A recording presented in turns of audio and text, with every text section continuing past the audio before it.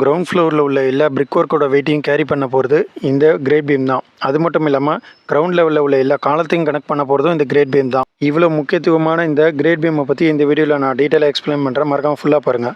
நம்ம பண்ணுற இந்த ப்ராஜெக்டோட லொக்கேஷன் வந்து பார்த்திங்கன்னா கும்பகோணம் பக்கத்தில் பட்டீஸ்வரம். இந்த கிரேட் பீம் ஒர்க் ஸ்டார்ட் பண்ணுறதுக்கு முன்னாடி வந்து பார்த்திங்கன்னா இது மாதிரி கல்லை வச்சு ஒரு லேயர் ஃபுல்லாகவே பிளான் வச்சு மார்க் பண்ணுவோம். இதனால் என்ன அட்வான்டேஜ், இதுக்கு எத்தனை லேபர், எவ்வளோ மெட்டீரியல் காஸ்ட் ஆச்சுங்கிறதையும் இந்த வீடியோவில் நான் டீட்டெயிலாக சொல்கிறேன். நம்ம இந்த கிரேட் பீம் ஒர்க் ஸ்டார்ட் பண்ணுறதுக்கு முன்னாடி இது மாதிரி கல்லை வச்சு மார்க் பண்ணும்போது பிளானையும் ஸ்ட்ரக்சரல் ட்ராயிங் வச்சு எங்கெங்கே பீம் வருது, அந்த பிளானில் என்னென்ன சைஸு, ரூமோட சைஸு, காலம்லாம் கரெக்டாக இருக்காங்கிறதையும் இந்த லெவலில் நம்ம செக் பண்ணி கரெக்ட் பண்ணிக்கலாம். அதே மாதிரி பார்த்திங்கன்னா நம்ம கிரவுண்ட் லெவலில் இந்த கிரேட் பீமோட பொசிஷனையும் கரெக்டாக நம்ம அலைன் பண்ணுறதுக்கு இந்த பிரிக் ஒர்க்கு ரொம்பவே நமக்கு ஈஸியாக இருக்கும்.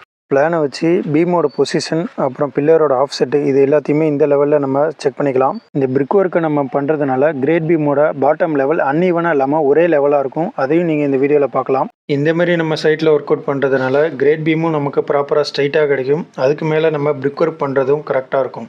நம்ம கட்ட போகிற வீட்டை ஸ்டேஜ் பை ஸ்டேஜாக இது மாதிரி பிளான் பண்ணி டிசைன் பண்ணிங்கன்னா உங்களோட அமௌண்ட்டும் மிச்சமாகும், நம்மளோட பில்டிங் லைஃப் டைமும் இன்க்ரீஸ் ஆகும். இந்த பிரிக் ஒர்க்கை கம்ப்ளீட் பண்ணுறதுக்கு லேபர் வந்து பார்த்திங்கன்னா 2 பேரும், ஹெல்ப்பர் வந்து பார்த்திங்கன்னா 3 பேரும் தேவைப்பட்டிருக்கு. சிமெண்ட் பேக் 2 மூட்டை தேவைப்பட்டிருக்கு.